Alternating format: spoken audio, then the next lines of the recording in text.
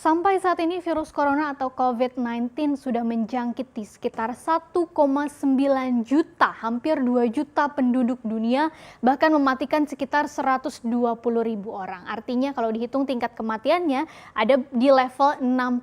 Sementara kalau kita lihat di dalam negeri, di Indonesia, data per 14 April kemarin menunjukkan sudah ada total 4.839 kasus positif dengan kasus kematian mencapai 459 kasus.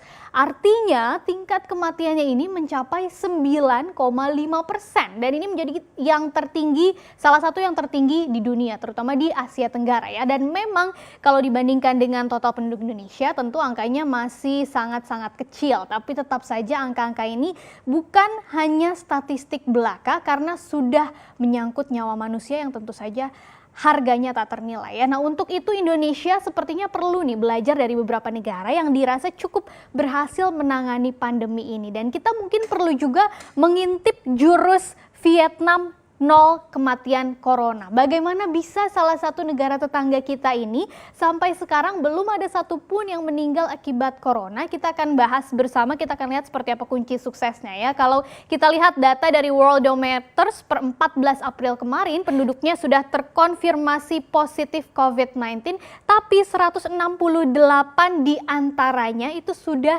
dinyatakan sembuh dan tercatat ada 0 kematian atau kasus kematian akibat corona. Nah, ini menjadi seperti keajaiban tersendiri bagi Vietnam karena kalau kita melihat letak geografis dari Vietnam itu sendiri, secara geografis sebetulnya Vietnam berbatasan secara langsung dengan wilayah China di sisi utaranya. Seharusnya ini menjadikan Vietnam lebih rentan terpapar COVID-19 yang sudah menyebar luas pertama kali di China. Tapi selain China, Vietnam ini juga berbatasan dengan dua negara lainnya, yaitu Laos untuk sisi barat lautnya, kemudian Kamboja di barat daya. Nah, kedua negara ini pun sampai saat ini masih mencatatkan 0 kasus kematian corona. Dan melihat perkembangan dari kasus corona di Vietnam, maka Organisasi Kesehatan Dunia atau WHO pun ikut memuji keberhasilan Vietnam dalam menangani pandemi ini. Bahkan perwakilan WHO untuk Vietnam, Ki Dong Park, ini juga menyebut Vietnam telah merespon wabah ini secara dini dan proaktif ya. Bahkan latihan penilaian resiko pertama kali sudah dilakukan pada awal Januari, segera setelah kasus-kasus di China mulai dilaporkan. Artinya pemerintah Vietnam dan seluruh pihak yang terkait sudah melihat COVID ini sebagai masalah yang serius dan harus cepat ditangani, bahkan sebelum munculnya kasus positif di Vietnam dan sebelum COVID-19 ini ditetapkan sebagai pandemi oleh WHO.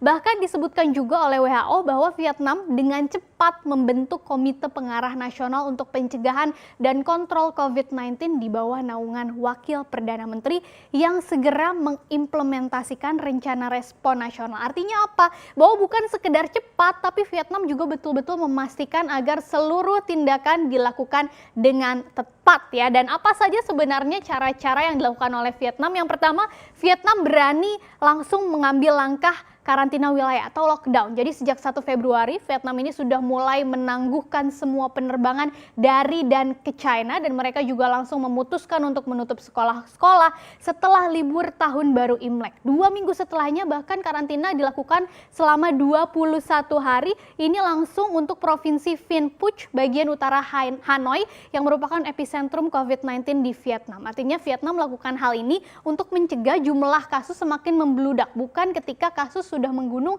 seperti yang dilakukan oleh beberapa negara lainnya. Dan bagi wisatawan yang tiba di Vietnam sebelum tanggal 22 Maret juga wajib melakukan karantina selama 14 hari di kamp-kamp besar bergaya militer, dan setidaknya sudah ada puluhan ribu orang pendatang yang dikarantina di Vietnam.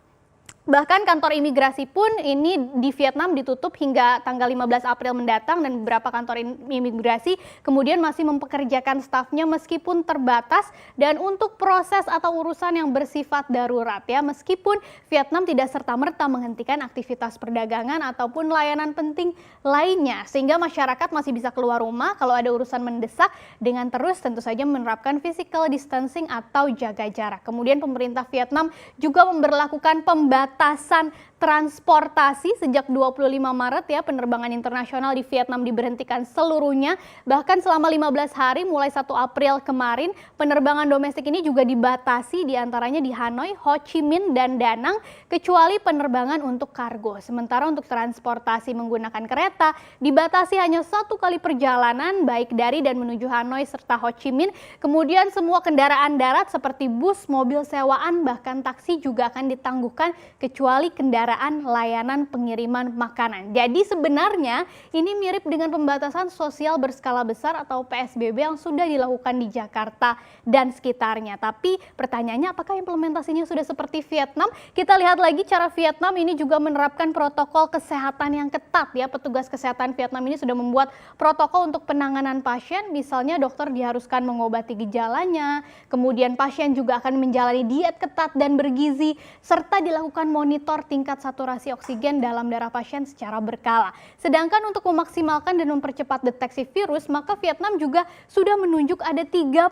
pusat screening nasional untuk pengujian diagnosa COVID-19 serta ada 45 tim yang akan merespon dengan cepat untuk membantu fasilitas kesehatan dalam menangani pasien. Artinya dengan demikian Vietnam sejauh ini sudah melakukan lebih dari 121.000 tes ya, dan ini yang dilakukan pemerintah Vietnam mewajibkan semua masyarakat untuk menggunakan masker di tempat umum juga, di berbagai tempat umum, dan ini sebenarnya juga sudah dilakukan sekali lagi oleh pemerintah Indonesia. Bedanya pemerintah Vietnam termasuk yang sangat tegas untuk memastikan setiap masyarakat mengikuti aturan pemerintah ya. Jadi sanksi tegas ini dilakukan misalnya di kota Ho Chi Minh itu ada ancaman hingga 12 tahun penjara bagi mereka yang menolak memakai masker wajah dan terbukti menginfeksi orang lain dengan penyakit berbahaya.